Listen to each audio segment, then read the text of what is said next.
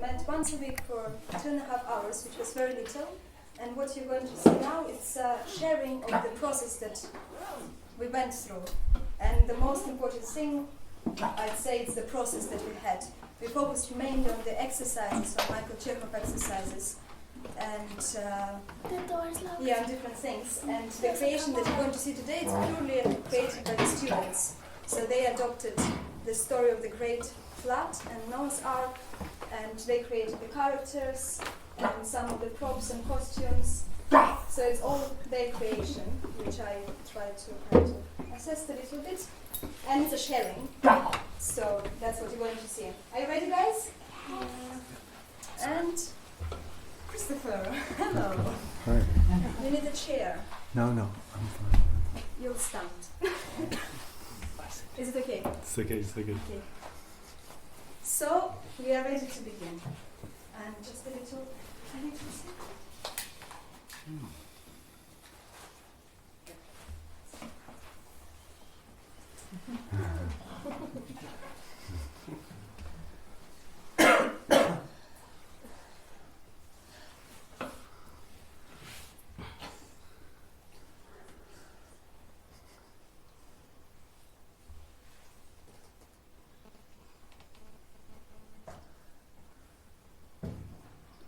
Once upon a time, there was a flood destroying all the living things on earth. God sent this flood because people became violent, cruel, and villain. There were wars and hatred everywhere. But there's one man called Noah, His wife Maria, And their 3 sons, Ham, Shem and Japheth, and their wives who led an honest and humble life. And so it was that one night God sent a dream to Noah where he warned him about the approaching flood. God told Noah to build an ark and to save his family. And 1 male and 1 female of every kind of animal, beast, bird and reptiles. Start building it now, God said.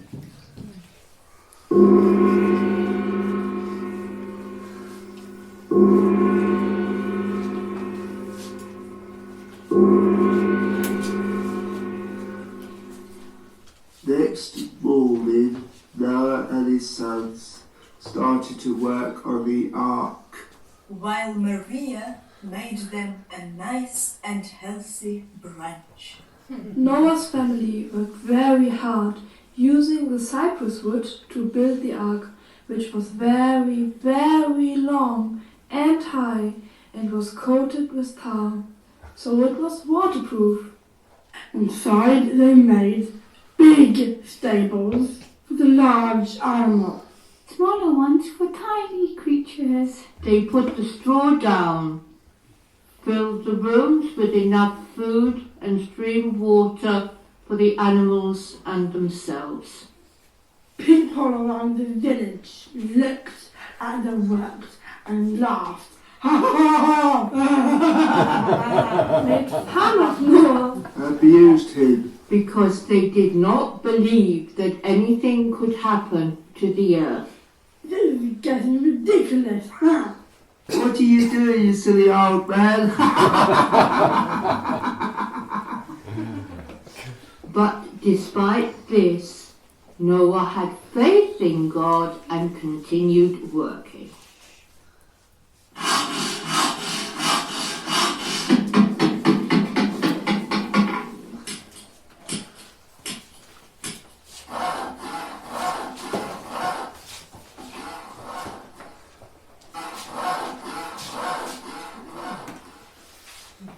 After 2 years and 36 days, the ark was finished. The clouds were getting darker and a chilling wind blew all over the planet.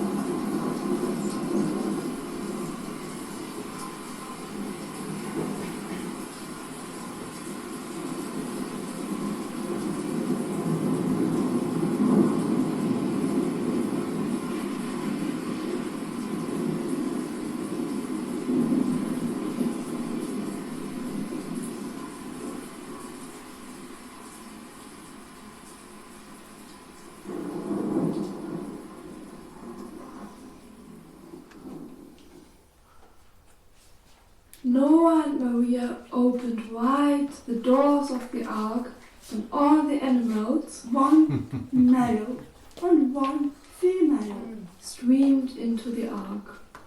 Noah and his wife showed them their stable, fed them, shut the doors fast. The skies darkened and it began to rain.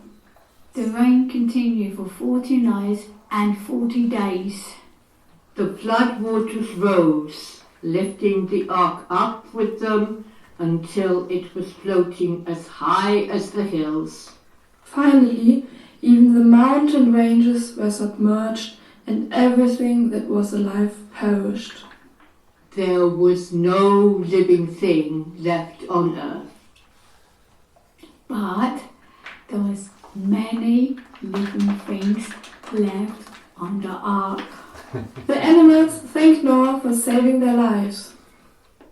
Maria was cooking stew for everyone, organising the life on the ark, telling Noah what to do, helping the animals, getting along with each other. The ostrich was singing and dancing around, singing in the rain. He was so happy and jolly to be around all the animals. There's also a black poodle called Bob. Who made a very good friend with Bruce the bulldog.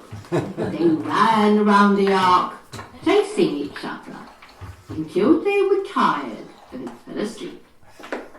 Seeing how much fun the dogs had, Oliver the caterpillar was feeling sad and lonely because he missed his friends and couldn't eat as much leaves as he was used to.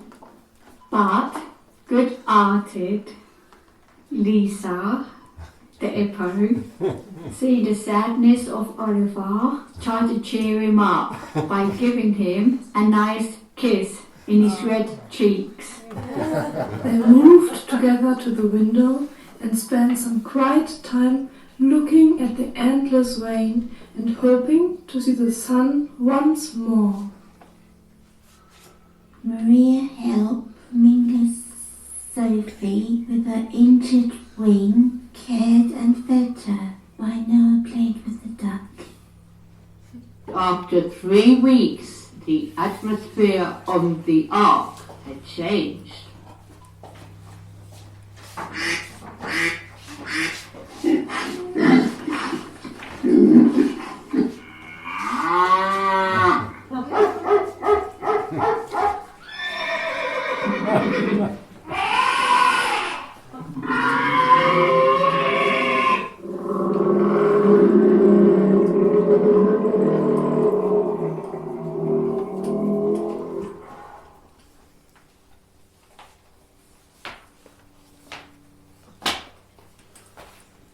The elephant made a big racket. The cat was chasing the mouse all around the ark, forbidding to catch her. The mouse was scared of all the big animals, tigers, elephants. Oh my God! And the poor old turtle was trying to find her bed after 3 weeks of walking.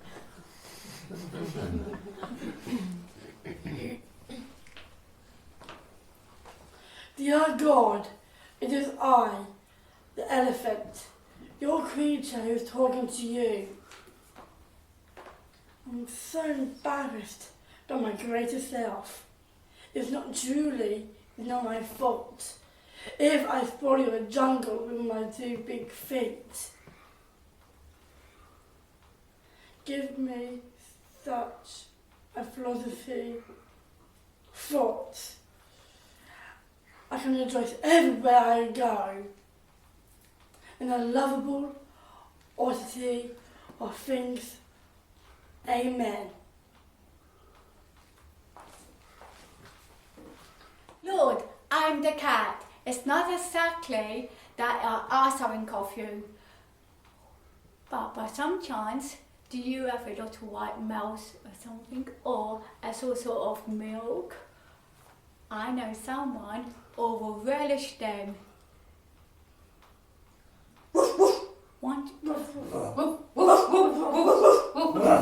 Don't you want to put I always curse on the old way of dogs? If that's so, you say Amen. A little patience, oh God, I am coming. One must take nature as she is. I did not make her. I do not mean to criticize this house from my back. It has its points. But you must admit, Lord, it is heavy to carry. Still, let us hope this double enclosure, my shell and my heart, are never completely shut to you. Amen. I'm so little and great, but how can you keep me in mind? Always spied upon, always chased. Nobody ever gives me anything, and I live meagerly at life. Why do they reproach me with being a mouse? Who made me but you? I only ask to stay hidden. Give me my hunger's pittance, safe from the claws of that devil with green eyes. Amen.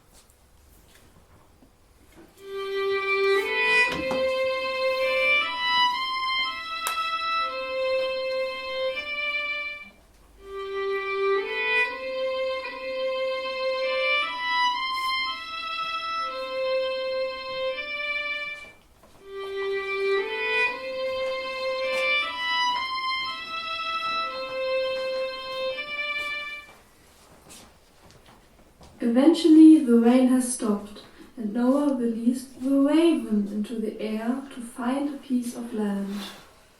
But the raven flew far and wide and came back with nothing. After 3 days, Noah sent off the dove. She too flew far and wide and came back with a branch on an olive tree. Noah waited 3 more days and sent the dove again, and this time She did not return.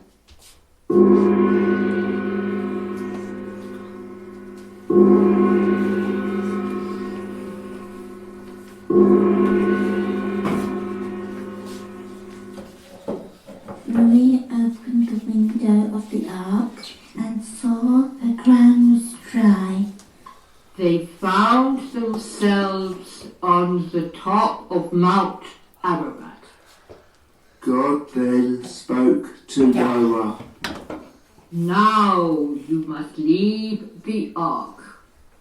You and your wife, your sons and their wives, and all the creatures you have with you. The world is for you and your children to govern. Beasts on the land. And birds in the air. As he spoke his blessing, a rainbow appeared in the sky, which was a sign of God's promise that never again he will send the flood to destroy the earth. And that after each rain, from now on, you will see a rainbow, and you will remember the flood and my promise.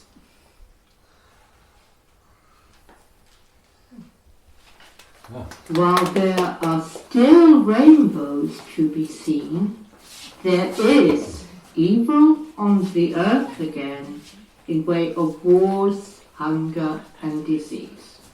The question is, will God or man destroy the world? As God has promised not to send a flood to destroy the earth? Will it end in fire? Or will the greed of man destroy the world? This time for good.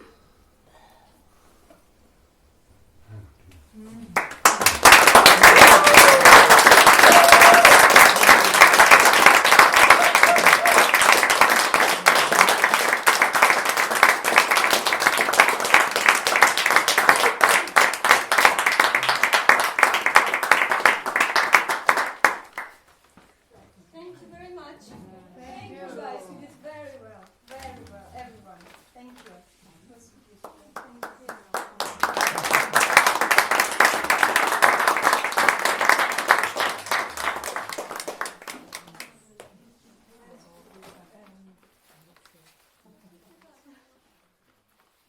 Well, what we would like very much